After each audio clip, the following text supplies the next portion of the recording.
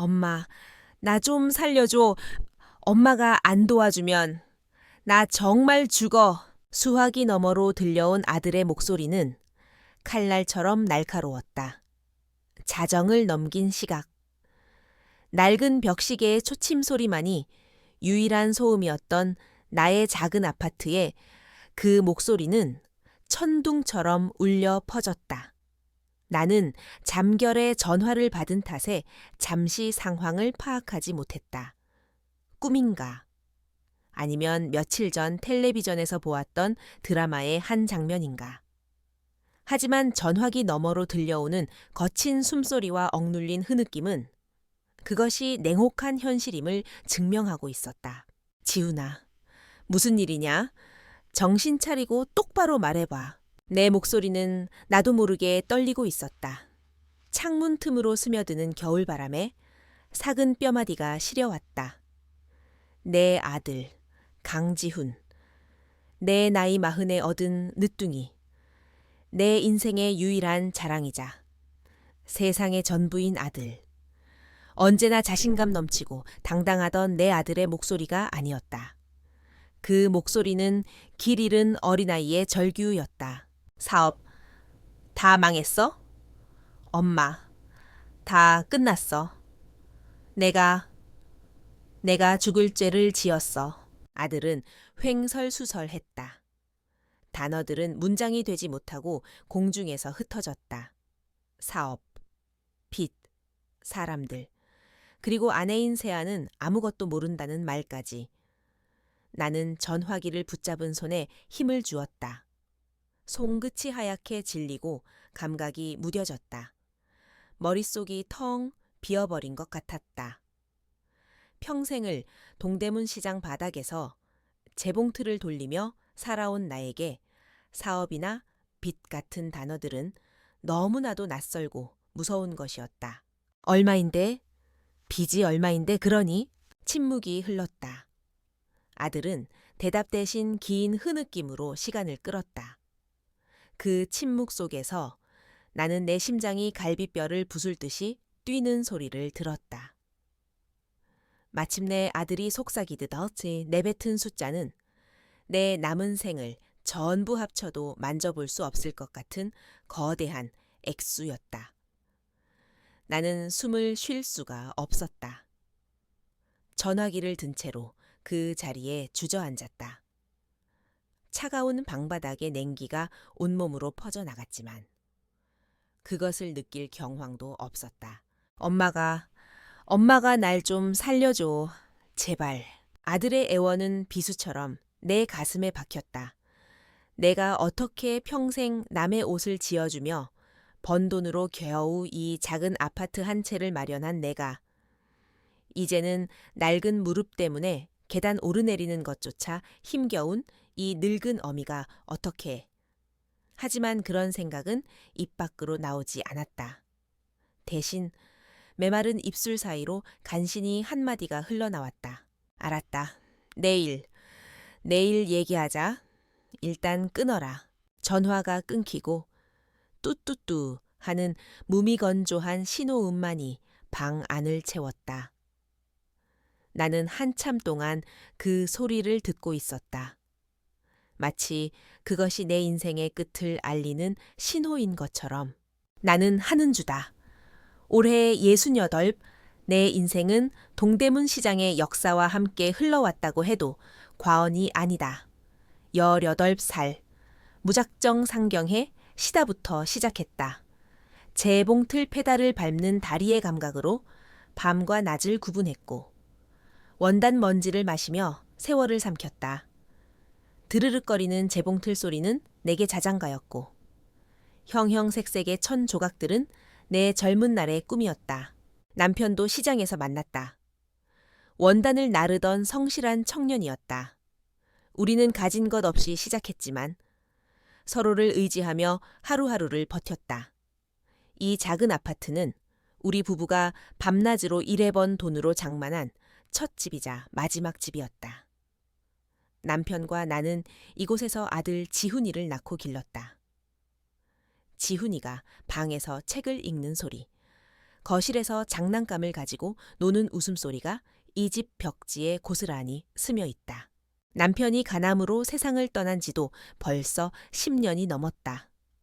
그는 떠나는 순간까지도 내 손을 잡고 지훈이를 잘 부탁한다고 말했다. 나는 남편의 유언을 가슴에 새겼다. 지훈이는 내 삶의 이유이자 목적이 되었다. 아들이 좋은 대학에 갔을 때 나는 시장 사람들에게 떡을 돌리며 내 일처럼 기뻐했다. 아들이 번듯한 대기업에 취직했을 때 나는 낡은 남편의 사진을 붙들고 밤새 울었다. 그리고 아들이 예쁘고 똑똑한 아가씨인 세아를 데려와 결혼하겠다고 했을 때 나는 이제 내 할 일은 다 끝났다고 생각했다. 아들 내외는 강남의 좋은 아파트에 신혼집을 차렸다. 처음 그 집에 갔을 때 나는 현관문 앞에서 신발을 벗는 것조차 망설였다. 내가 평생을 살아온 이 작은 집과는 모든 것이 달랐다. 대리석 바닥은 거울처럼 반짝였고 높은 천장에는 화려한 샹들리에가 달려 있었다. 아들은 성공했다. 내 아들은 나와는 다른 세상에서, 반짝이는 세상에서 살고 있었다. 그것이 나에게는 무엇보다 큰 위안이었다. 그래서 나는 괜찮았다. 명절이나 생일, 1년에 몇 번 보는 것이 전부여도 괜찮았다. 아들이 바쁘다는 것을, 사는 세상이 다르다는 것을 이해하려 애썼다. 가끔 전화를 걸어오는 아들의 목소리가 조금 지쳐 보여도 그저 성공한 남자의 당연한 피로라고 생각했다. 나는 이 낡고 작은 아파트에서 재봉틀과 낡은 사진첩, 그리고 아들에 대한 자부심을 연료 삼아 남은 생을 조용히 살아가고 있었다. 어젯밤 그 전화 한 통이 있기 전까지는 밤을 꼬박 새웠다. 동쪽 창문이 희미하게 밝아올 때까지. 나는 식탁 의자에 못 박힌 듯 앉아 있었다. 머릿속에서는 수만 가지 생각이 엉켰다 풀리기를 반복했다. 어린 시절 감기에 걸려 끙끙 앓던 지훈이의 모습, 대학 등록금을 마련하기 위해 밤새워 옷을 만들던 내 젊은 날. 엄마, 제가 꼭 성공해서 호강시켜 드릴게요. 라며 내 어깨를 주무르던 아들의 듬직한 손길, 그 모든 기억의 조각들이 칼날이 되어 내 심장을 후벼 팠다. 나는 자리에서 일어나 삐걱거리는 장롱문을 열었다.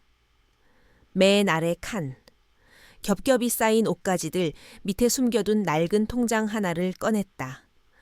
남편과 내가 평생을 모은 돈, 그리고 남편이 세상을 떠나며 남긴 보험금까지.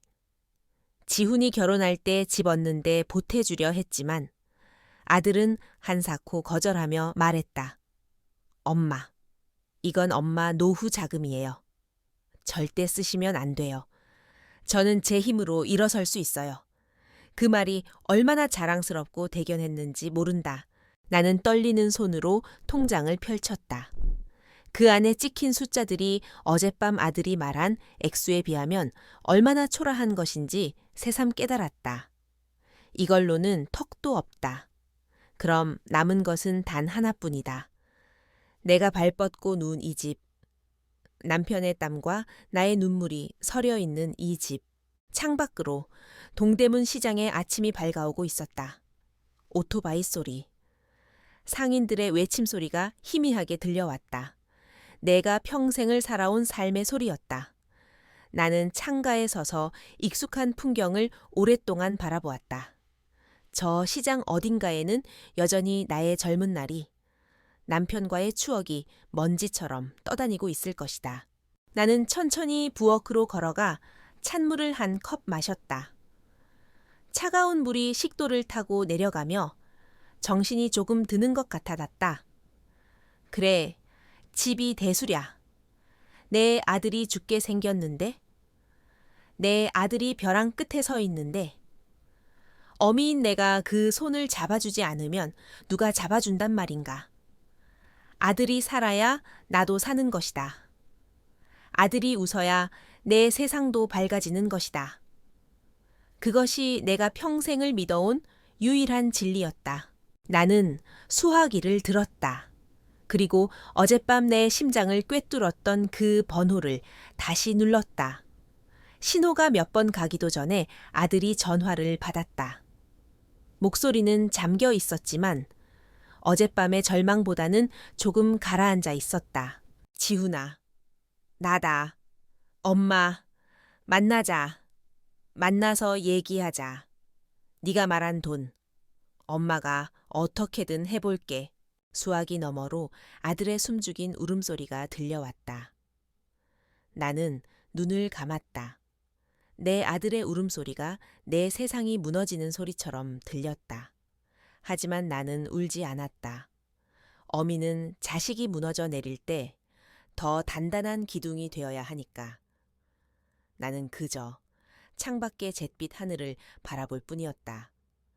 내 인생의 가장 길고 어두운 터널이 이제 막 시작되고 있었다. 우리는 다음 날 오후 종로의 한 낡은 다방에서 만났다. 아들은 약속 시간보다 10분 정도 늦었다. 창가 자리에 앉아 식어가는 쌍화차를 내려다보고 있는데 유리문 너머로 허둥지둥 달려오는 아들의 모습이 보였다. 며칠 사이에 아이의 얼굴은 반쪽이 되어 있었다. 잘 다려 입던 비싼 코트는 구겨져 있었고 말끔하게 빗어 넘기던 머리는 푸석했다. 내 아들은 단 한 번도 저런 모습을 보인 적이 없었다. 언제나 꼿꼿하고 당당했으며 그림자마저도 성공한 남자의 향기를 풍겼다. 엄마, 미안, 차가 좀 막혔어. 아들은 자리에 앉으며 넥타이를 느슨하게 풀었다. 그 짧은 순간 나는 아들의 손목에 있는 값비싼 시계와 그의 지친 얼굴이 만들어내는 부조화를 보았다. 성공의 상징들은 여전히 그의 몸에 붙어 있었지만 정작 그것의 주인은 껍데기만 남은 듯 공허해 보였다. 괜찮다. 뭘 좀 마실래? 아니, 괜찮아. 물이나 한 잔 마실게. 아들은 내 앞에 앉아 한참 동안 아무 말도 하지 않았다. 그저 마른 입술을 축이며 내 눈치를 살필 뿐이었다. 나는 먼저 입을 열지 않았다. 이 무거운 침묵을 깨야 하는 것은 내가 아니었다. 어미의 역할은 때로 그저 들어주고 기다려주는 것이 전부일 때도 있는 법이다. 마침내 아들이 입을 열었다.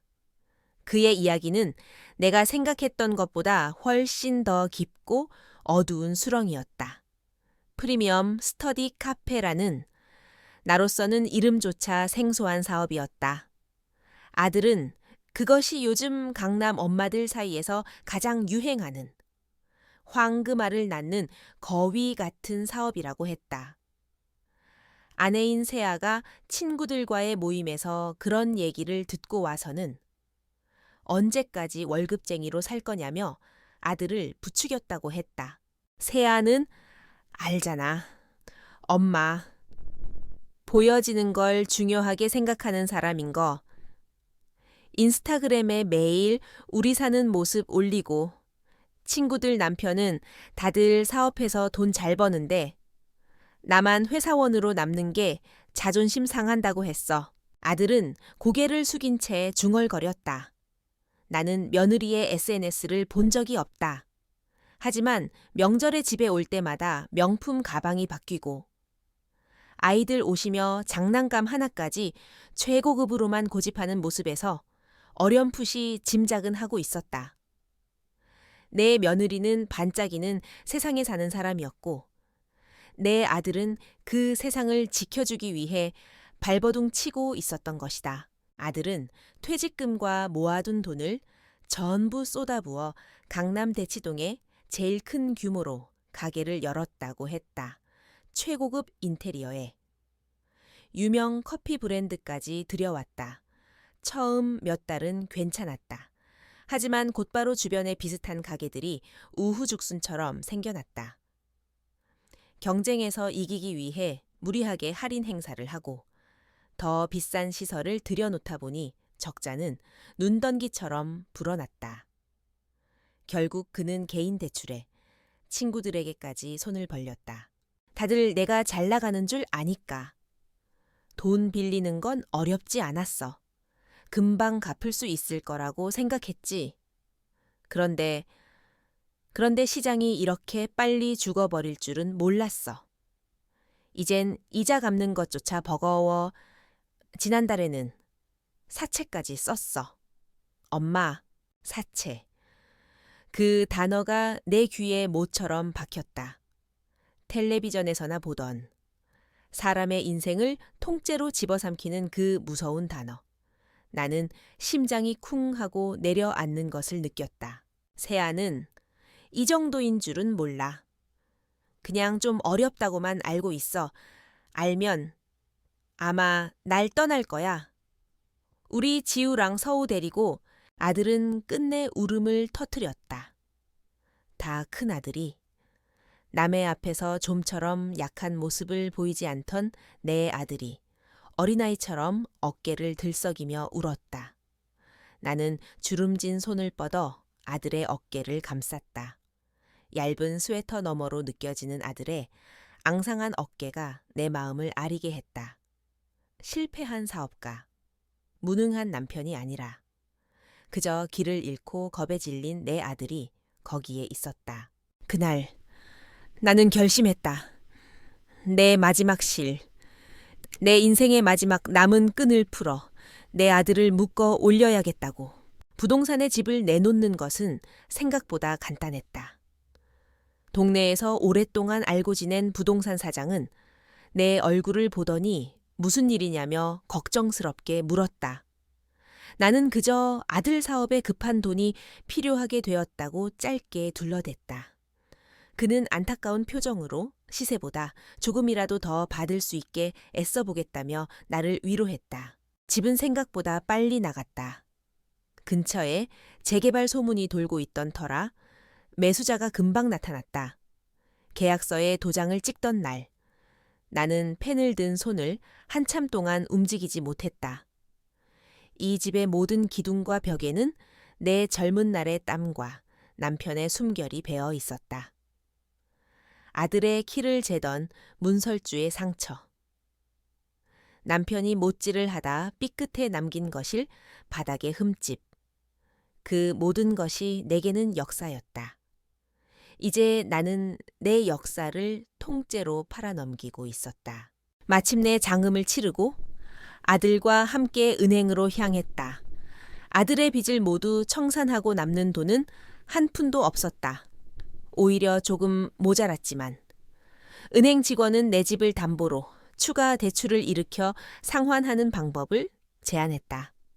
나는 그러겠다고 했다. 은행의 상담 창구는 차갑고 딱딱했다. 젊은 은행 직원은 익숙한 듯 여러 서류를 내밀며 기계적인 목소리로 설명했다. 아들은 고개를 숙인 채 서류들을 제대로 읽지도 않고 있었다. 그저 이 지옥 같은 상황이 빨리 끝나기만을 바라는 얼굴이었다. 직원이 마지막 대출, 약정서를 내밀며 말했다. 어머님께서는 이 대출에 연대 보증인으로 서명하시게 됩니다. 만약 아드님께서 상환을 못하실 경우 어머님께서 그때였다. 나도 모르게 내 안에서 무언가 꿈틀거리는 것이 있었다. 평생을 순종하고 희생하며 살아온 내 안의 작은 목소리가 아니었다. 그것은 동대문 시장 바닥에서 수십 년간 수많은 사람들과 흥정하고 싸우며 단련된 생존의 본능 같은 것이었다. 나는 직원의 말을 끊고 입을 열었다. 목소리는 놀랍도록 차분했다. 제가 늙고 아는 게 없어서 그러는데 조금 다르게 할 수는 없을까요? 아들과 은행 직원의 시선이 동시에 나에게 향했다. 이 돈은 어차피 제 집을 팔아서 나온 제 돈이고 앞으로 제 이름으로 대출을 더 받는 거잖아요. 그러니 연대 보증인이 아니라 제가 채무자가 되면 안 될까요?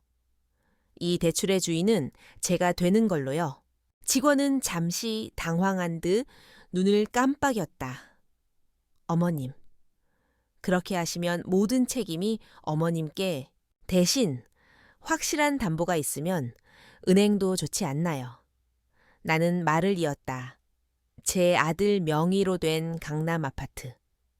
그걸 담보로 잡아주세요. 아들이 빚을 다 갚으면 깨끗하게 풀어주는 걸로 하고요. 그냥 서류상의 형식일 뿐이지만 이게 제 마지막 남은 전 재산이나 다름없는데 뭔가 확실한 게 있어야 제 마음이 놓일 것 같아서요. 내 말은 순진한 노파의 걱정처럼 들렸을 것이다. 아들은 내 얼굴을 의아하게 쳐다보았다. 엄마, 뭘 그렇게 복잡하게. 그냥 하라는 대로 서명하면 돼. 아니다. 지훈아, 내 마지막 부탁이다. 그냥 이렇게 해다오. 그래야 내가 두 발 뻗고 잠을 잘 수 있을 것 같다. 내 단호한 태도에 아들은 더 이상 아무 말도 하지 않았다. 그저 귀찮다는 듯. 하지만 어미의 마지막 고집을 꺾을 수 없다는 듯 고개를 끄덕였다. 알았어요. 엄마, 그렇게 해요. 빨리 처리하는 게 중요하니까. 은행 직원은 잠시 서류를 검토하더니 상사에게 전화를 걸어 무언가 상의했다. 은행 입장에서는 손해볼 것이 없는 제안이었다. 오히려 더 확실한 담보를 잡는 셈이니 마다할 이유가 없었다. 절차는 조금 더 복잡해졌지만 결국 모든 서류는 내가 원하는 대로 작성되었다. 나는 채무자 한은주라고 적힌 서류 위에 내 이름 석자를 꾹꾹 눌렀었다. 내 인생의 마지막 실 한 오라기까지 모두 풀어 아들에게 던져주는 순간이었다. 하지만 동시에 나는 그 실 끝에 아주 작은 매듭 하나를 남겨두었다. 아무도 눈치채지 못할 아주 작고 단단한 매듭을. 은행을 나서자 차가운 바람이 얼굴을 스쳤다. 아들은 그제야 안도하는 듯 긴 한숨을 내쉬었다. 그리고는 나를 와락 끌어안았다. 엄마, 고마워. 정말 고마워. 이 은혜는 평생 잊지 않을게. 내가 꼭 다 갚을게. 나는 아들의 등을 말없이 토닥였다. 하지만 이상하게도 마음 한구석이 시려왔다. 방금 전 나는 내 모든 것을 걸어 아들을 구했다. 그런데 왜 기쁘지가 않을까? 왜 따뜻함 대신 이질적인 서늘함이 느껴지는 걸까? 아들은 이미 저만치 앞서 걸어가고 있었다. 그의 발걸음은 은행에 들어갈 때와는 비교도 할 수 없이 가벼워 보였다. 그는 벌써 제 길을 꿈꾸고 새로운 미래를 그리고 있는지도 모른다. 그 반짝이는 미래 속에 집도 절도 없이 늙어버린 어미가 차지할 자리는 과연 얼마나 될까? 나는 아들의 뒷모습을 보며 천천히 걸었다. 내 손에 들린 것은 이제 텅 비어버린 통장과 채무자 한은주라는 이름이 선명한 대출 계약서 사본뿐이었다. 방금 내가 맺은 것은 단순한 은행 계약이 아니었다. 그것은 내 아들과 맺은 눈에 보이지 않는 또 다른 계약이었다. 내 남은 생을 담보로 한 아주 길고 혹독한 계약의 시작이었다.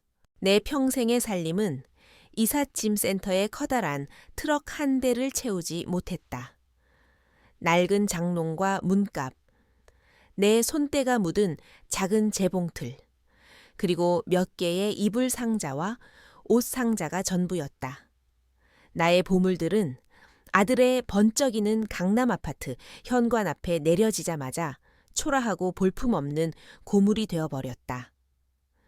광택이 흐르는 대리석 바닥 위에서 나의 가구들은 마치 제자리가 아닌 곳에 잘못 놓인 늙은 행인처럼 주눅이 들어 보였다.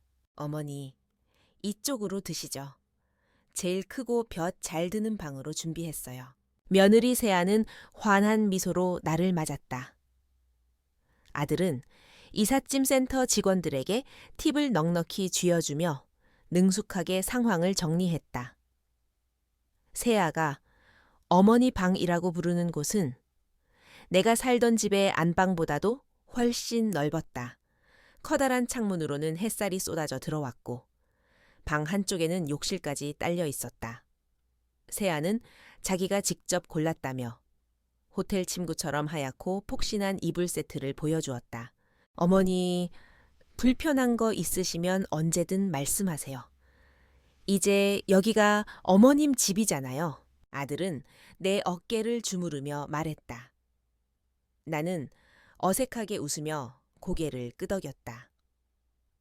손주들인 지우와 서우는 할머니가 같이 살게 되었다며 내 주위를 맴돌며 제잘거렸다. 모든 것이 완벽해 보였다. 나는 내 희생이 헛되지 않았다고. 이것이 내 아들을 구한 대가로 얻은 새로운 행복의 시작이라고 믿고 싶었다. 처음 며칠은 정말 그랬다. 나는 낯선 환경에 적응하기 위해 나름의 노력을 했다. 평생을 부지런하게 살아온 몸은 가만히 앉아 있는 것을 견디지 못했다. 아침 일찍 일어나 밥을 안 치고 된장찌개를 끓였다. 내 된장찌개는 지훈이가 어릴 적부터 가장 좋아하던 음식이었다. 구수한 냄새가 온 집안에 퍼지자 나는 비로소 이곳이 조금은 내 집처럼 느껴졌다. 어머니, 아침부터 진수성찬이네요. 하지만 저희 아침 잘 안 먹어요. 지훈 씨는 선식, 저는 커피랑 빵 한 조각이면 충분한데 식탁에 앉은 세아는 수저를 드는 둥 마는 둥 하며 말했다. 그녀의 목소리에는 가시가 없었지만 나는 그 말의 의미를 알아챌 수 있었다. 그날 오후 나는 세아가 베란다 창문을 활짝 열고 방향제를 뿌리며 친구와 통화하는 것을 들었다. 어쩌겠어. 그래도 시어머니신데. 근데 온 집안에 된장 냄새가 배어서 정말 미치겠다니까. 나는 조용히 내 방으로 들어왔다.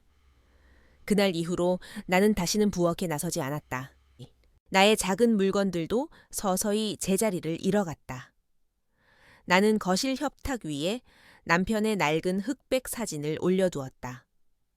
양복을 곱게 차려입고 어색하게 웃고 있는 젊은 날의 남편. 내가 세상에서 가장 사랑했던 사람. 하지만 다음 날 아침 사진은 감쪽같이 사라져 있었다. 놀라서 찾아보니 내 방 침대 옆 작은 탁자 위에 옮겨져 있었다. 어머니, 제가 옮겨놨어요? 거실 인테리어랑 좀 안 어울리는 것 같아서요. 아버님 사진인데 어머니 방에 두는 게 더 의미 있잖아요. 세아는 아무렇지도 않게 웃으며 말했다.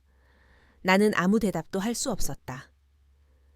남편은 이제 이 집의 일부가 될 수 없었다. 그는 그저 나의 것이었고 나의 공간에만 머물러야 했다.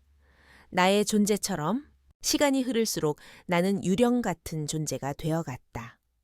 세아는 육아 인플루언서라는 이름에 걸맞게 집안 곳곳에서 사진을 찍었다. 아이들과 함께 케이크를 만들 때, 거실에 예쁜 텐트를 치고 캠핑 놀이를 할 때, 그녀는 언제나 완벽한 구도와 행복한 표정을 연출했다. 그리고 그 완벽한 그림 속에 내가 들어갈 자리는 없었다. 어머니, 잠시만 저쪽으로 비켜주시겠어요? 그림자가 져서요? 어머니, 이 사진에는 저희 네 식구만 나오는 게 더 예쁠 것 같아요. 나는 조용히 프레임 밖으로 물러났다. 그리고 세아가 찍은 사진이 몇 시간 뒤 수많은 좋아요와 함께 그녀의 SNS에 올라오는 것을 보았다. 사진 속에서 내 아들 가족은 세상에서 가장 행복해 보였다. 그 행복은 내가 내 집을 팔아 지켜준 것이었지만 그 안에 나의 흔적은 어디에도 없었다. 나는 그들의 행복을 위한 투명한 배경 같은 존재였다. 아들은 이 모든 상황을 모르는 척했다. 아니, 어쩌면 정말 몰랐을지도 모른다. 사업 실패의 충격에서 벗어나 재기를 위해 밤낮으로 뛰어다니는 아들은 매일 밤늦게 귀가했다. 파김치가 되어 돌아온 아들에게 나는 차마 며느리에 대한 서운함을 털어놓을 수 없었다. 어쩌다 용기를 내어 세아가 나를 좀 불편해하는 것 같다 고 운을 떼면 아들은 피곤한 얼굴로 손을 내저었다. 엄마, 또 왜 그래? 세아가 얼마나 잘하는데. 엄마가 너무 예민해서 그래. 그냥 좋게 좋게 생각해. 아들에게 나는 예민한 늙은이가 되어 있었다. 나의 상처와 외로움은 아들의 피곤함 앞에서 이기적인 투정이 되어버렸다. 나는 입을 닫았다. 더 이상 아무것도 기대하지 않기로 했다. 나의 세계는 손님방이라고 불리는 그 네모난 공간 안으로 축소되었다. 방 안의 낡은 문갑과 재봉틀만이 온전한 내 편이었다. 나는 대부분의 시간을 그 안에서 낡은 천 조각들을 만지작거리거나 창밖의 회색 아파트 숲을 바라보며 보냈다. 손주들도 처음에는 할머니 방에 놀러 오는 것을 좋아했지만 곧 세아의 통제 아래 발길이 뜸해졌다. 할머니 피곤하시니까 방해하지 마. 아이들은 최신형 태블릿 PC와 값비싼 장난감의 세계로 돌아갔고 나는 그렇게 서서히 잊혀갔다. 이 집에서 나의 유일한 역할은 아무것도 하지 않는 것이었다. 나는 살아 숨 쉬는 가구, 혹은 가끔씩 한숨 소리를 내는 벽의 얼룩 같은 존재였다. 세아의 한숨 소리는 날이 갈수록 커져만 갔다.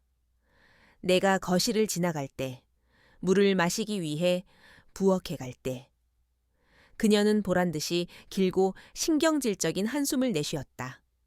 그 한숨은 칼날이 되어 내 가슴을 베고 지나갔다. 나는 내 존재 자체가 이 집의 평화를 깨는 소음이라는 것을 깨달았다.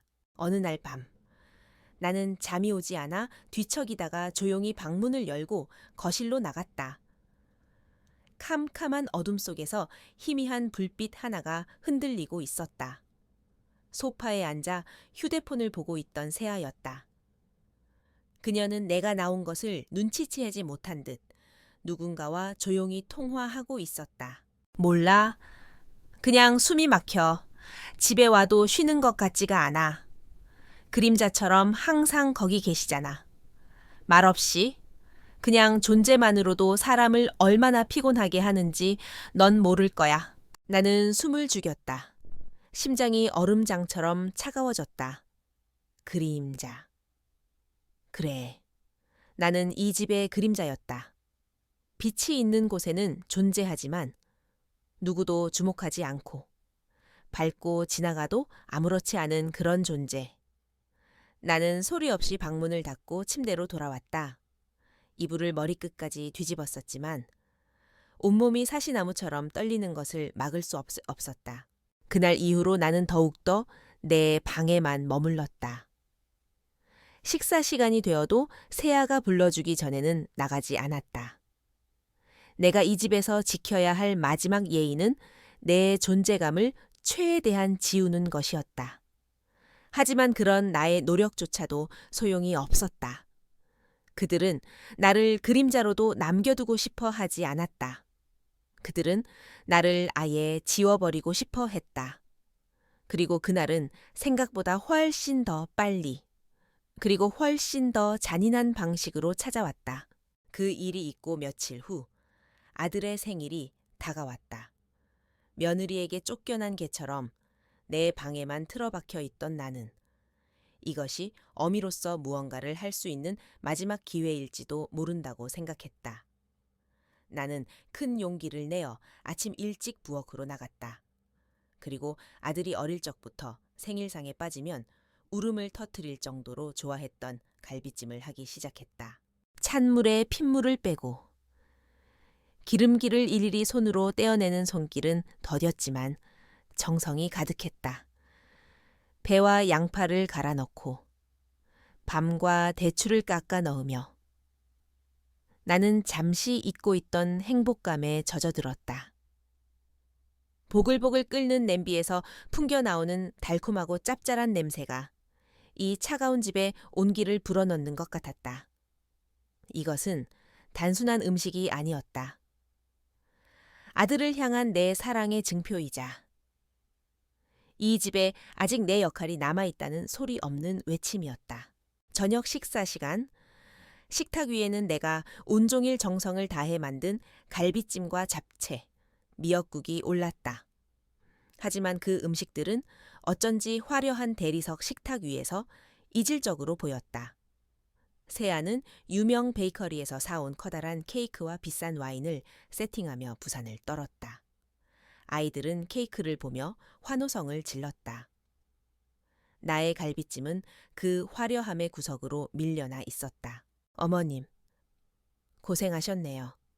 근데 지훈 씨 요즘 건강 관리하느라 이런 기름진 음식 잘 안 먹는데 세아는 갈비찜을 한 점 깨작거리며 말했다. 아들은 아내의 눈치를 보며 묵묵히 밥만 먹었다. 어릴 적에는 갈빗대 2개를 양손에 들고 뜯으며 세상에서 제일 맛있는 음식이라고 외치던 아이였다. 하지만 지금 내 앞에 아들은 내가 만든 음식이 마치 죄라도 되는 듯 고개를 숙이고 있었다. 그때 세아의 휴대폰이 울렸다. 그녀는 잠시 양해를 구하며 전화를 받았다. 목소리는 한껏 들떠 있었다. 더 넓은 평수의 아파트로 이사간 친구의 전화인 듯했다. 정말 50평? 와! 너무 좋겠다. 애들 방도 2개씩 만들어주고 부러워 죽겠네. 우리 집은 이제 애들 물건이 많아져서 너무 좁게 느껴지는데 전화를 끄는 세아는 보란듯이 긴 한숨을 내쉬었다. 그리고는 와인잔을 만지작거리며 아무렇지도 않게 입을 열었다. 여보, 우리도 이제 장기적인 계획을 좀 세워봐야 할 것 같아. 애들도 점점 크는데 집이 너무 비좁잖아. 만약에 어머님께서 근처에 작은 오피스텔이라도 하나 얻어서 독립하시면 우리 모두 숨 쉴 공간이 좀 생기지 않을까. 순간 세상의 모든 소리가 멎었다. 나는 손에 들고 있던 숟가락을 허공에 멈춘 채 얼어붙었다. 숨이 쉬어지지 않았다. 세아의 목소리는 너무나도 상냥하고 합리적이어서 마치 한 가족의 미래를 걱정하는 현명한 아내의 제안처럼 들렸다. 하지만 그 말은 내 심장을 도려내는 칼날이었다. 나는 천천히 고개를 돌려 아들을 보았다. 내 모든 희망, 내 마지막 남은 기대를 담아 아들의 얼굴을 보았다. 그건 말도 안 되는 소리다. 어머니는 우리 가족이다. 어떻게 그런 말을 할 수 있냐고 말해주기를. 단 한마디면 되었다. 하지만 아들은 나를 보지 않았다. 그는 그저 자신의 밥그릇, 그 안에 담긴 하얀 쌀밥만 내려다보고 있었다. 그의 침묵은 그 어떤 대답보다도 더 잔인한 긍정이었다. 온몸의 피가 차갑게 식는 것을 느꼈다. 나는 조용히 숟가락을 내려놓았다. 입안이 바싹 말라 아무 맛도 느껴지지 않았다. 애써 웃어 보였다. 일그러지는 입꼬리를 겨우 끌어올리며 내가 할 수 있는 유일한 말을 내뱉었다. 내가 한번 알아봐야겠구나. 그날의 생일 저녁 식사는 그렇게 끝났다. 아무도 더 이상 말을 하지 않았다. 값비싼 케이크는 아무도 손대지 않은 채 식탁 위에서 외롭게 녹아내리고 있었다. 그 후 며칠간 집안에는 얼음장 같은 침묵이 흘렀다. 나는 조용히 내 방에서 작은 가방을 하나 꾸렸다. 속옷 몇 벌과 낡은 통장, 그리고 남편의 사진, 만약을 위한 준비였다. 아니, 어쩌면 나는 이미 모든 것을 예감하고 있었는지도 모른다. 그리고 마침내 그날이 왔다. 답답한 마음에 잠시 아파트 단지를 산책하고 돌아왔을 때였다. 나는 무심코 주머니에서 열쇠를 꺼내 현관문 자물쇠에 꽂았다. 하지만 열쇠는 더 이상 돌아가지 않았다. 마치 맞지 않는 옷처럼 헛돌기만 했다. 내가 잘못 끼웠나 싶어 몇 번이고 다시 시도했지만 결과는 마찬가지였다. 그 순간 나는 깨달았다. 자물쇠가 바뀌었다. 나는 만견자실한 채 현관문 앞에 서 있었다. 초인종을 누를 용기도, 아들에게 전화를 걸 용기도 나지 않았다. 나는 아파트 복도 끝에 있는 작은 의자에 힘없이 주저앉았다. 차가운 시멘트 벽에 등을 기댄 채 나는 얼마나 오랫동안 그렇게 앉아 있었는지 모른다. 저녁 시간이 다 되어서야 엘리베이터 문이 열리고 아들 내외가 나타났다. 장을 보고 오는지 두 사람의 손에는 쇼핑백이 가득 들려 있었다. 그들은 복도 끝에 쭈그리고 앉아 있는 나를 발견하고는 화들짝 놀랐다. 놀라움의 뒤를 이어 그들의 얼굴에 떠오른 것은 당혹감과 짜증이었다. 어머니, 여기서 뭐 하세요? 세아가 먼저 입을 열었다. 나는 천천히 자리에서 일어났다.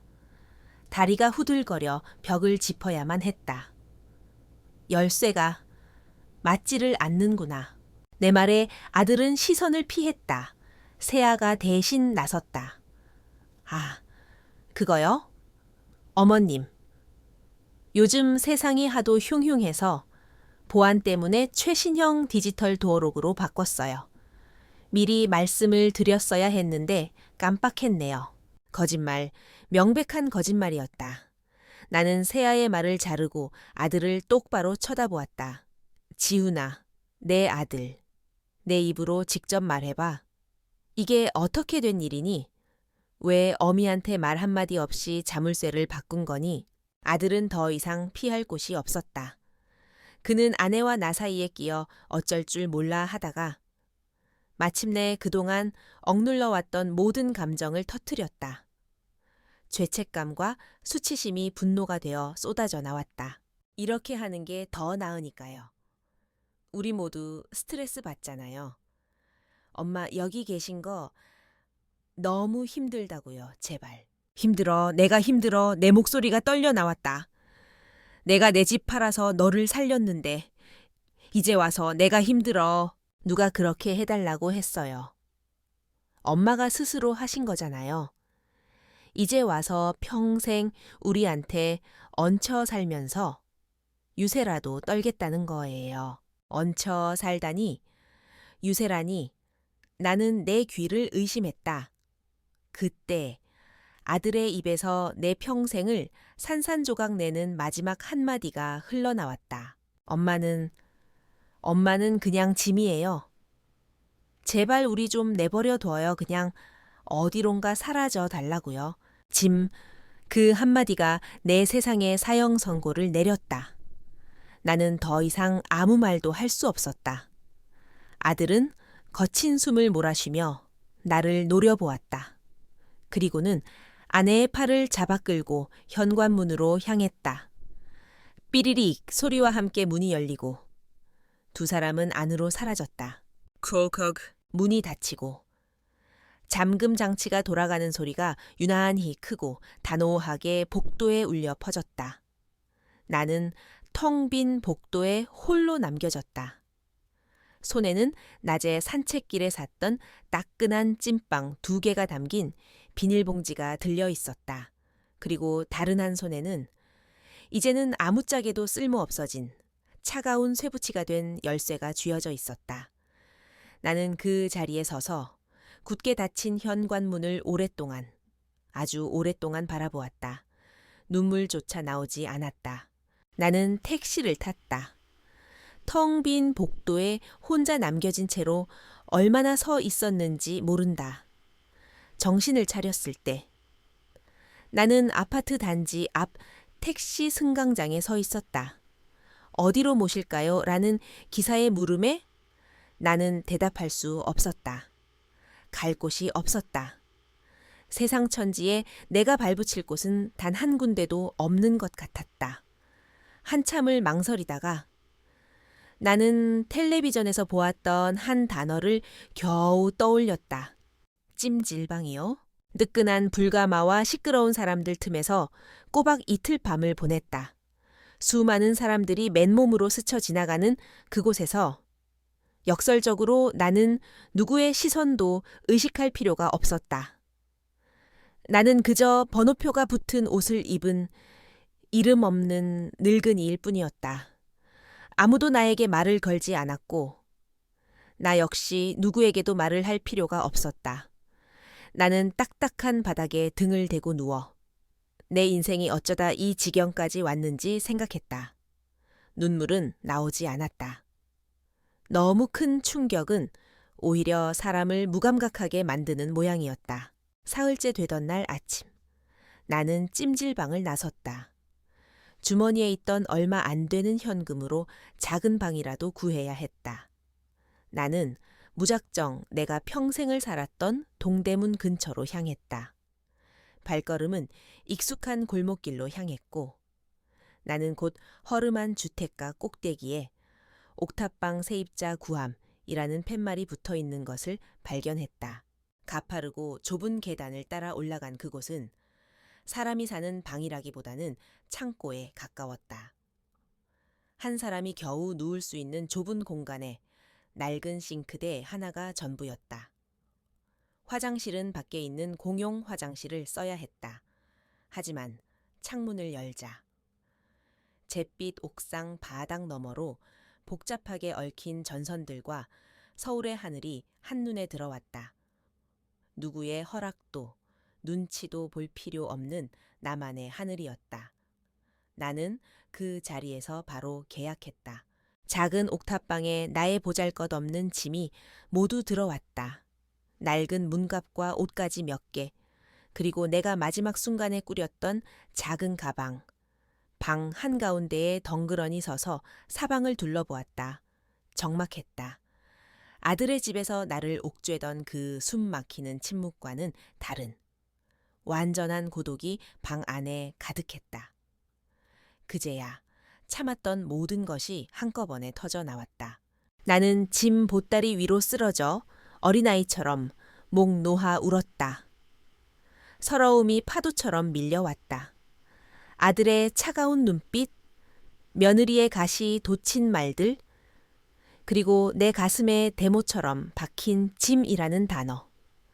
나는 남편의 흑백 사진을 꺼내 품에 안았다. 여보, 나 어떡해요? 당신이 그렇게 애지중지하던 우리 아들이 나한테 어떻게 이럴 수가 있어요.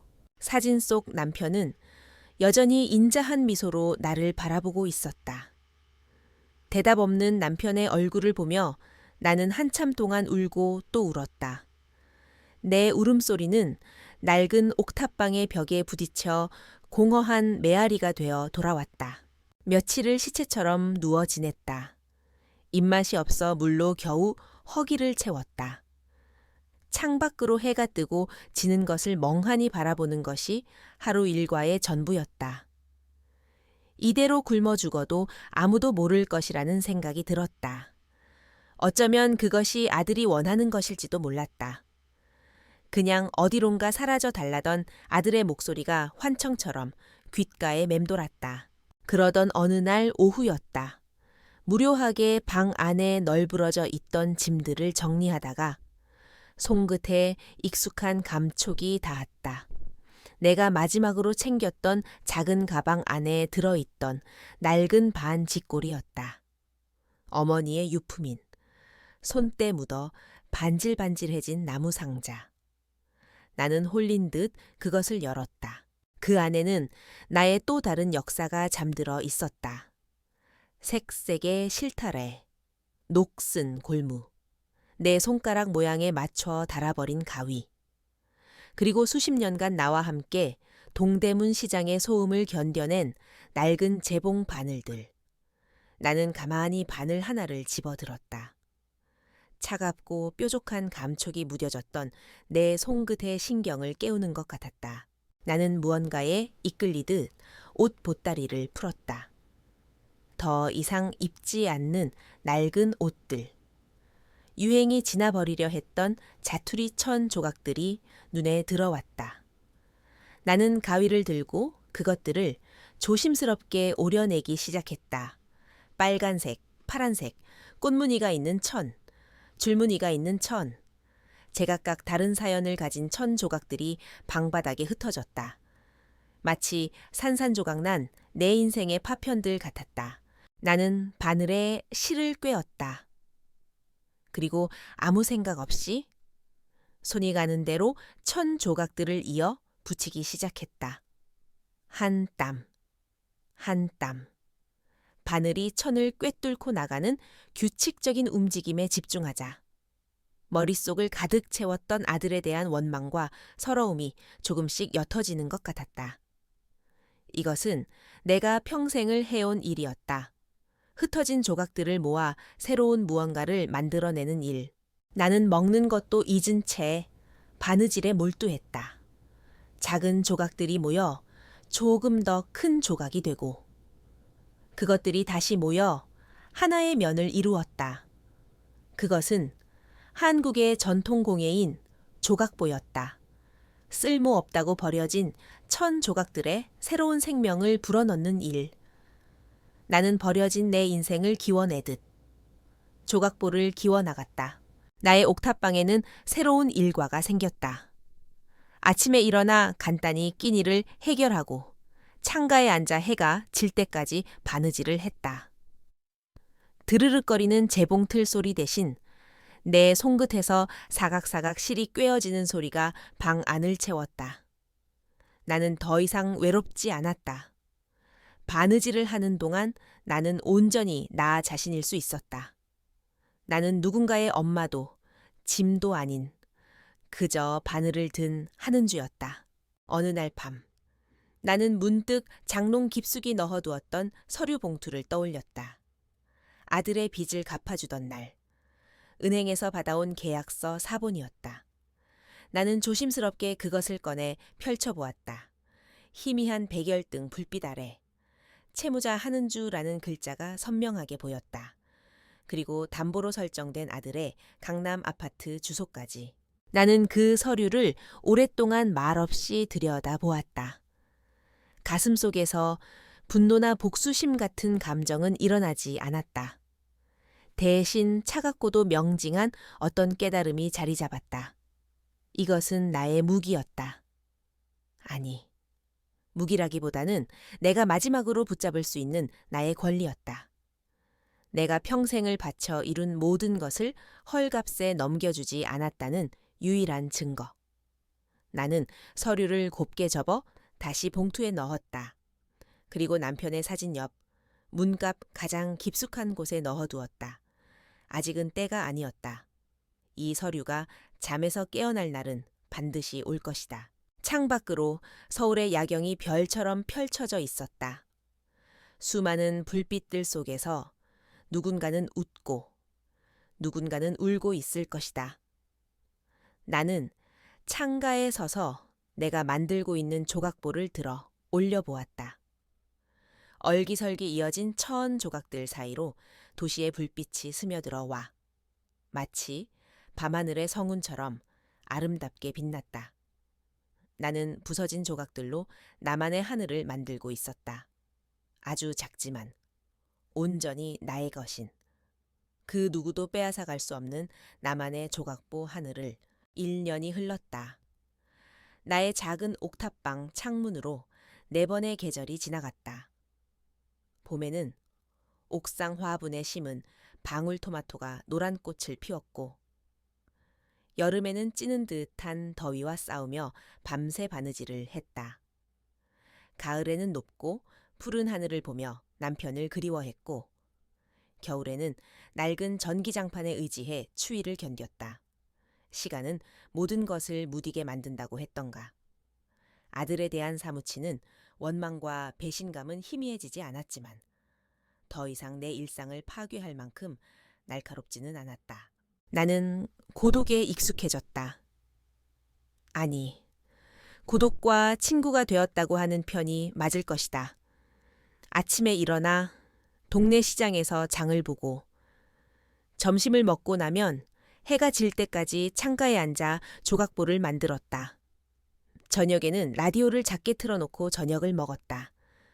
누구의 눈치도 볼 필요 없고 누구의 기분을 살필 필요도 없는 온전한 나의 시간이었다. 그러는 사이 방 한쪽 구석에는 내가 만든 조각보들이 겹겹이 쌓여갔다. 알록달록한 색상의 조각보들은 잿빛 시멘트 벽으로 둘러싸인 내 옥탑방을 작은 미술관처럼 만들어 주었다. 그것들은 단순한 천 조각이 아니었다. 나의 눈물과 한숨, 그리고 다시 살아가고자 했던 나의 작은 의지들이 한 땀 한 땀 기워져 만들어진 내 삶의 기록이었다. 세상과의 단절은 집주인 할머니 덕분에 조금씩 깨지기 시작했다. 나처럼 혼자 사는 할머니는 가끔 반찬거리를 들고 좁은 계단을 낑낑대며 올라오곤 했다. 우리는 옥상 평상에 앉아 믹스커피를 마시며 신세 한탄도 하고 드라마 이야기도 나누는 사이가 되었다. 변화는 예기치 않은 곳에서 찾아왔다. 어느 주말 오후 집주인 할머니의 딸이 어머니를 보러 왔다가 내 방에 잠시 들렀다. 인터넷으로 빈티지 의류를 판다는 젊은 아가씨였다.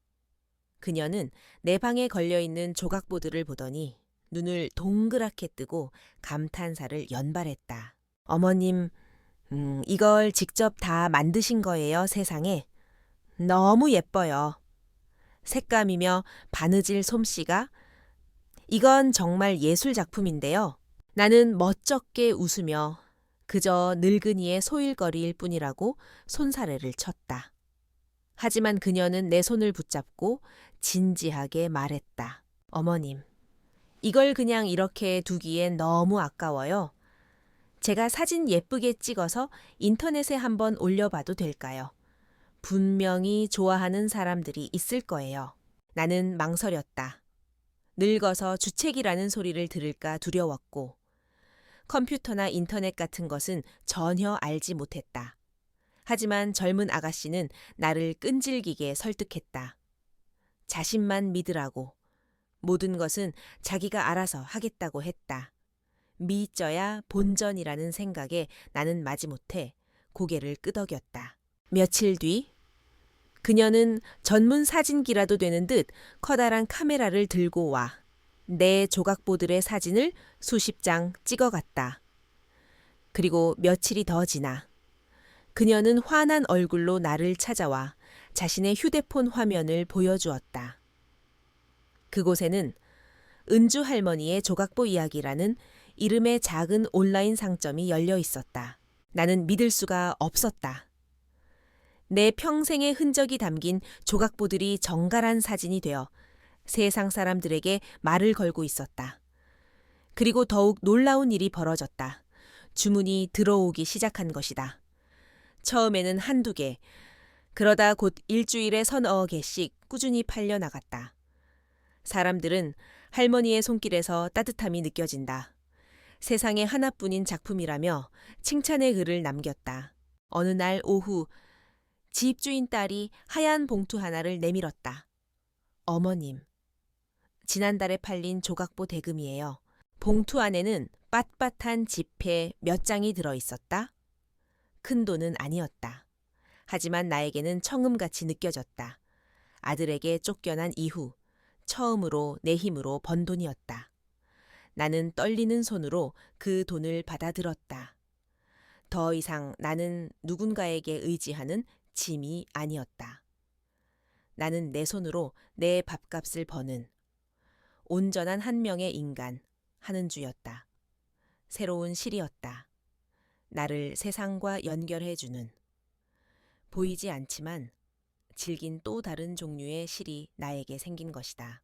나의 작은 옥탑방은 이제 희망을 짓는 작업실이 되었다.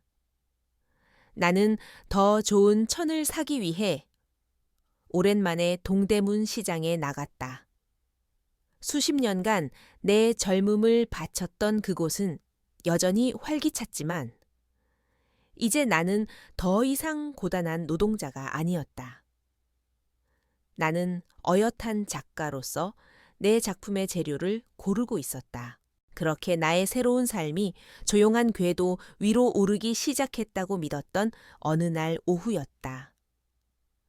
창가에 앉아 한창 바느질에 몰두하고 있는데 낯선 번호로 전화가 걸려왔다. 광고 전화련이 생각하고 받지 않으려다. 무심코 통화 버튼을 눌렀다. 여보세요? 수화기 너머에서 잠시 침묵이 흘렀다. 그러다 1년 만에 처음 듣는, 하지만 내 평생 잊을 수 없는 목소리가 들려왔다. 엄마 나야, 지훈이. 순간 내 손에 들려있던 바늘이 바닥으로 떨어졌다. 심장이 쿵 하고 내려앉았다. 나는 아무 말도 할 수 없었다. 아들은 멋쩍은 듯 헛기침을 몇 번 하더니 마치 어제 만난 사람처럼 말을 이었다. 그동안 잘 지내셨어. 전화 한번 드렸어야 했는데. 먹고 사는 게 바빠서 죄송해요. 그 목소리에는 1년 전의 절망도 증오도 없었다. 그저 어색하고 사무적인 톤이었다. 나는 여전히 입을 떼지 못했다. 내가 살아있는지 죽었는지, 길바닥에서 굶고 있는지 얼어 죽었는지 단 한 번도 궁금해하지 않았던 아들이었다. 그런 아들이 이제 와서 무슨 할 말이 있는 걸까? 내 침묵에 아들은 초조해졌는지 본론을 꺼내기 시작했다. 다름이 아니라 엄마, 드릴 말씀이 있어서 우리 가족 미국으로 이민 가게 됐어. 미국, 너무나도 먼 나라의 이름이었다. 세아 친척이 거기서 사업을 하는데 우리 보고 와서 같이 일하자고 해서 애들 교육 문제도 그렇고 여러 가지로 그게 더 좋은 기회일 것 같아서 아들은 자신의 미래에 대한 청사진을 늘어놓았다. 그의 목소리는 희망과 기대로 가득 차 있었다.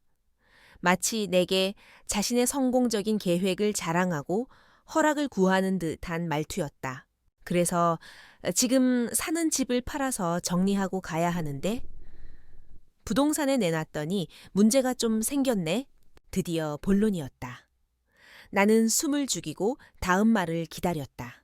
그때 엄마가 은행에서 그렇게 처리하는 바람에 엄마 이름이 그 집 담보권자로 되어 있어서 엄마 서명이 없으면 집을 팔 수가 없대.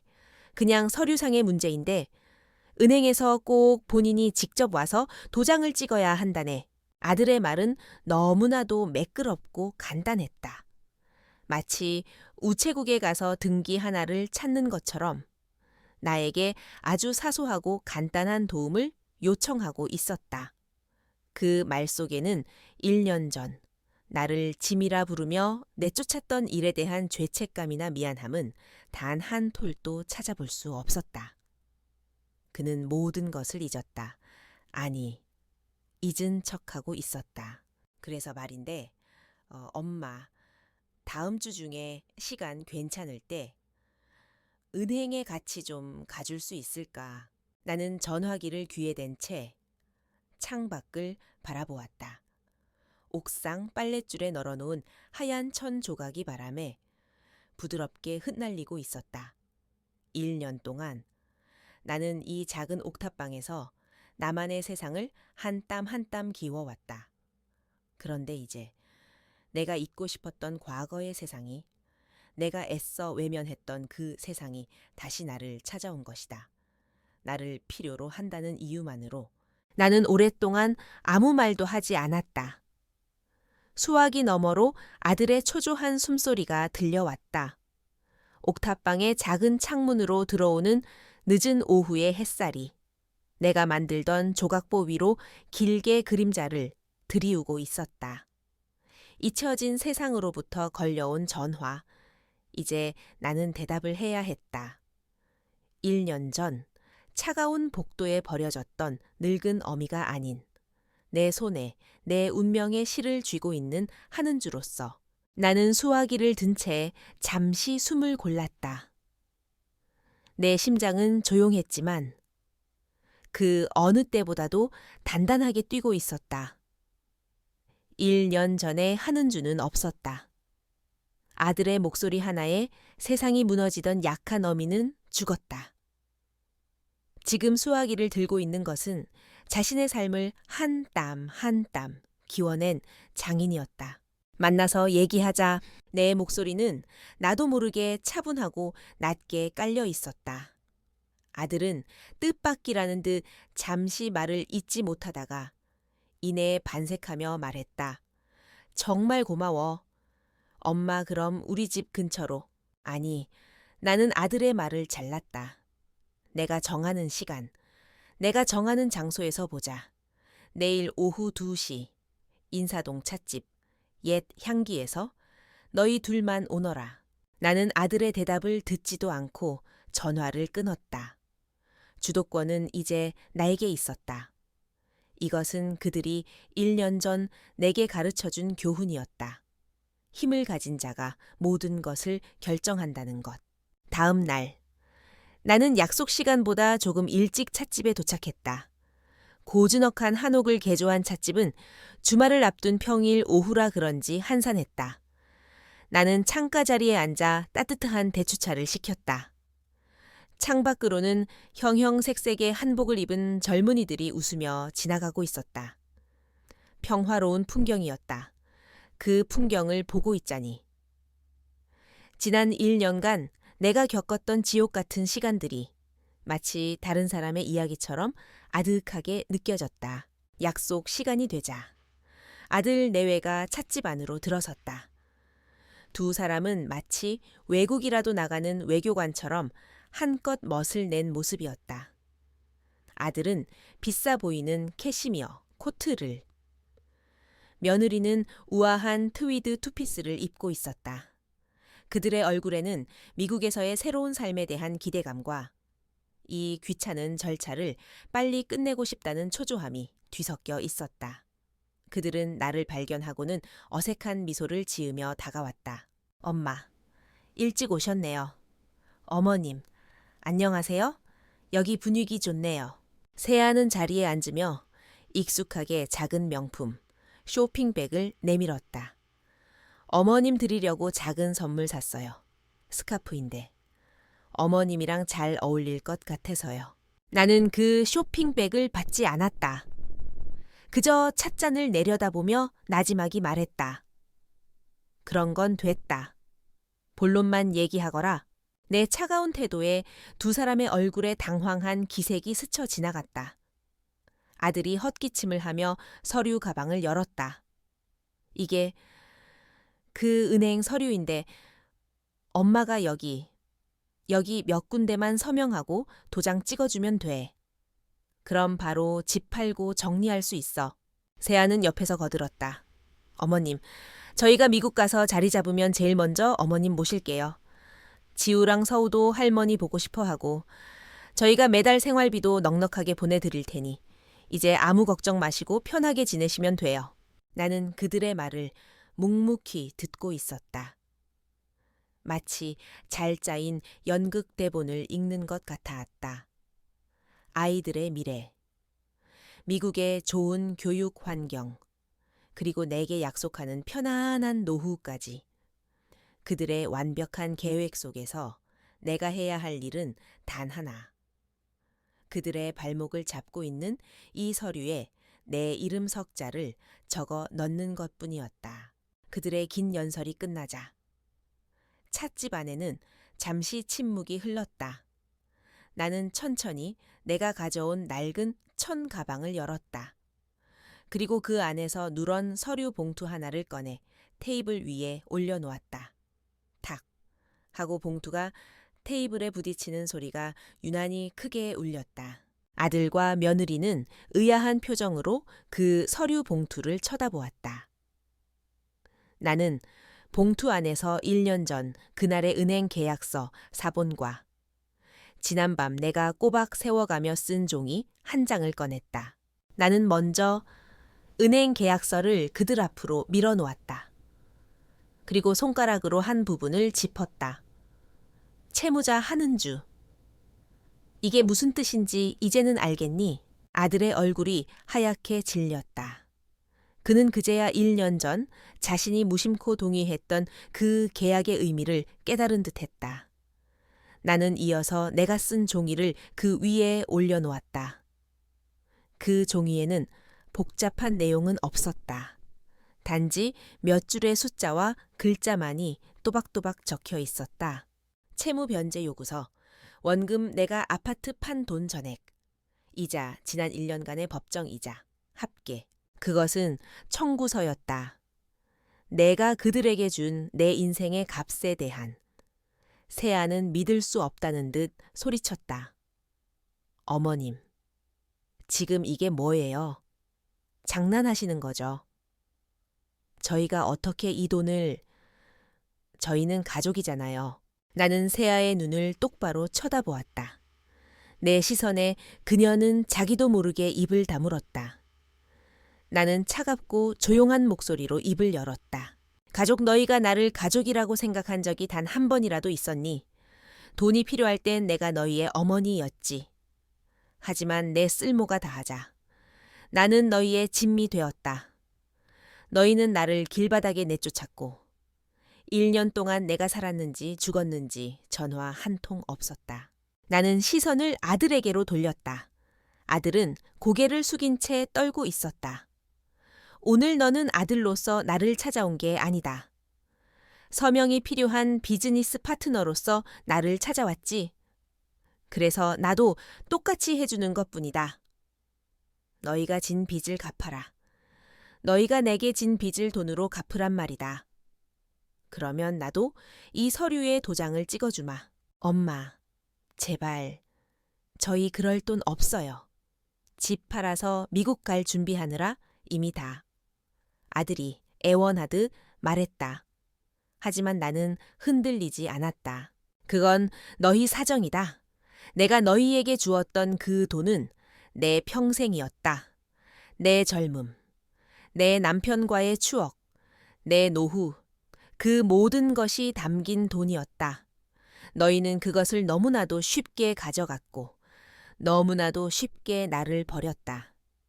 이제 그 대가를 치를 시간이다. 나는 자리에서 일어섰다. 시간은 한 달 주마. 한 달 안에 저 돈을 모두 갚아라. 만약 그러지 못하면 나는 법에 따라 내 권리를 행사할 것이다. 이 어미가 어떻게 너희 집을 차압하고 경매에 넘기는지 똑똑히 보게 될 게다. 나는 내 몫의 찻값을 계산대에 내려놓고 찻집을 나섰다.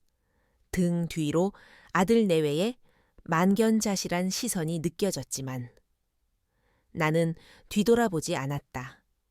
인사동 거리에는 따스한 오후의 햇살이 가득했다. 1년 만에 처음으로 나는 내 어깨를 짓누르던 무거운 짐이 사라진 것을 느꼈다. 이것은 복수가 아니었다. 이것은 내 자신에 대한 존중이었다. 짐이라 불렸던 내 인생에 대해, 내 희생에 대해, 내가 직접 값을 매기고 발행한 청구서였다. 이제 공은 그들에게 넘어갔다. 한 달이라는 시간은 야속할 만큼 빨리 흘러갔다. 그동안 아들에게서 몇 번의 전화가 더 걸려왔다. 처음에는 화를 냈고 그 다음에는 애원을 했으며 마지막에는 울면서 용서를 구했다. 며느리는 장문의 문자를 보내왔다. 아이들의 미래를 봐서라도 제발 이러지 말라는 교묘하게 내 죄책감을 자극하는 글이었다. 나는 그 모든 연락에 단 한마디로만 답했다. 돈을 갚아라. 내 태도가 단호하다는 것을 깨닫자. 그들의 연락은 뜸해졌다.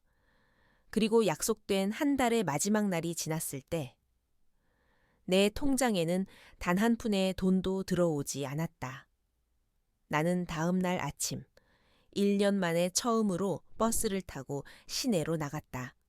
그리고 법률사무소의 문을 열었다. 절차는 내가 생각했던 것보다 훨씬 더 건조하고 사무적으로 진행되었다. 변호사는 내 서류를 검토하더니 법적으로 내 권리를 행사하는 데에는 아무런 문제가 없다고 말했다. 나는 그저 몇 장의 서류에 도장을 찍고 내 이야기를 기계적으로 진술했을 뿐이다. 법정에도 나갈 필요가 없었다. 모든 것은 서류로 시작해서 서류로 끝나는 일이었다. 내가 내 아들의 집을 법의 심판대 위에 올려놓는 그 순간 내 마음속에서는 어떠한 감정의 동요도 일어나지 않았다. 그것은 복수가 아니었다. 그저 당연한 순리, 어긋난 것을 제자리로 돌려놓는 과정일 뿐이었다. 2달쯤 지났을까. 변호사에게서 전화가 왔다. 아들의 강남 아파트가 경매를 통해 매각되었다는 소식이었다. 나는 경매가 얼마에 낙찰되었는지 묻지 않았다. 그저 내게 필요한 금액을 정산하고 남는 돈은 모두 아들의 계좌로 보내달라고 부탁했다. 변호사는 의아한 듯 되물었지만 나는 더 이상 설명하지 않았다. 나는 그들의 돈에 욕심이 있는 것이 아니었다. 나는 단지 내 것을 되찾고 싶었을 뿐이다. 내가 잃어버렸던 내 인생, 내 자존심의 값을. 내 통장에 다시 돈이 들어왔다. 1년 전 아들의 빚을 갚기 위해 사라졌던 바로 그 액수와 그동안의 세월에 대한 최소한의 이자가 더해진 금액이었다. 나는 그 돈을 들고 부동산으로 향했다. 그리고 서울 시내가 멀리 내다보이는 조용한 언덕 위에 있는 작고 낡은 빌라의 1층을 샀다. 큰 집은 필요 없었다. 나에게는 작은 화단을 가꿀 수 있는 손바닥만 한 마당과 나의 재봉틀을 놓을 수 있는 햇볕 잘 드는 창가만 있으면 충분했다. 새로운 집으로 이사하던 날, 나는 처음으로 소리내어 웃었다. 나의 낡은 가구들은 더 이상 화려한 대리석 바닥 위에서 주눅들지 않았다. 따뜻한 나무 바닥 위에서 그것들은 비로소 제자리를 찾은 듯 편안해 보였다. 나는 가장 먼저 창가에 재봉틀을 놓았다. 그리고 남편의 사진을 그 옆에 세워두었다. 여보, 우리 새 집이에요. 이제 정말 우리 집이 생겼어요. 사진 속 남편이 나를 보며 웃고 있었다. 나의 새로운 일상은 평화로웠다. 아침에는 작은 마당에 나가 화초에 물을 주었다. 오후에는 창가에 앉아 조각보를 만들었다. 집주인 딸이 운영해주던 온라인 상점은 제법 자리를 잡아 이제는 내 생활비를 충당하고도 남을 만큼의 수입을 가져다 주었다. 저녁에는 내가 좋아하는 음악을 들으며 뜨개질을 했다. 나는 더 이상 과거를 원망하지도 미래를 불안해하지도 않았다. 나는 오롯이 현재를 살았다. 그러던 어느 가을날 저녁이었다. 저녁을 먹고 마당에 앉아 국화향기를 맡고 있는데 휴대폰이 조용히 울렸다. 확인해보니 짧은 문자 메시지 한 통이 와 있었다. 발신자는 1년 넘게 내 휴대폰에서는 침묵하던 이름. 내 아들이었다. 나는 잠시 망설이다가 천천히 메시지를 열었다. 어머니, 죄송합니다. 그게 전부였다. 어떠한 변명도, 설명도 없는 짧은 3마디. 내가 그토록 듣고 싶었지만 이제는 들을 필요가 없어진 그 말. 나는 휴대폰 화면을 한참 동안 들여다보았다. 눈물이 날 것이라고 생각했는데 이상하게도 마음은 그저 덤덤했다. 눈가에 희미하게 물기가 어리는가 싶었지만 그것은 슬픔의 눈물이 아니었다. 모든 것이 끝났다는 안도감. 그리고 내 자신에 대한 대견함에서 비롯된 아주 옅은 감정의 흔적일 뿐이었다. 나는 답장하지 않았다. 그 사과가 진심인지 아닌지는 더 이상 중요하지 않았다. 그 사과는 나를 위한 것이 아니라 아들 자신을 위한 것임을 나는 알고 있었다. 나는 조용히 휴대폰을 내려놓고 다시 하늘을 보았다. 서쪽 하늘에 붉은 노을이 아름답게 번지고 있었다. 지금 나는 내 새집의 창가에 앉아 이 글을 쓰고 있다. 내 앞에는 그동안 내가 만든 것 중에 가장 큰 조각보가 펼쳐져 있다. 수백, 수천 개의 각기 다른 색과 모양을 가진 1000 조각들이 모여 하나의 거대한 그림을 이루고 있다. 슬픔의 조각, 기쁨의 조각, 외로움의 조각, 그리고 희망의 조각까지. 그 모든 것이 한데 어우러져 아름다운 무늬를 만들어내고 있었다. 나는 더 이상 누군가의 어머니나 짐으로 살지 않는다. 나는 조각보를 만드는 장인, 하는 주로 산다. 나는 부서지고 버려진 것들 속에서 아름다움을 찾아내고 그것들을 내 손으로 기워 새로운 생명을 불어넣는다. 그것이 지난 1년간 내가 배운 삶의 방식이었다. 창밖으로 내가 심은 국화꽃이 가을바람에 부드럽게 흔들리고 있다. 나는 내 손으로 직접 끓인 향긋한 대추차를 한 모금 마신다. 이 평화, 이 고요함, 이것을 얻기 위해 나는 내 모든 것을 잃어야만 했다. 하지만 나는 후회하지 않는다. 때로는 모든 것을 잃어야만. 비로소 자기 자신을 찾을 수 있는 법이니까 나는 다시 바늘을 집어든다. 아직 완성되지 않은 나의 조각보 하늘에 오늘 하루의 평온함을 담은 작은 천 조각 하나를 기워 넣기 위해서. 이것은 나의 이야기다.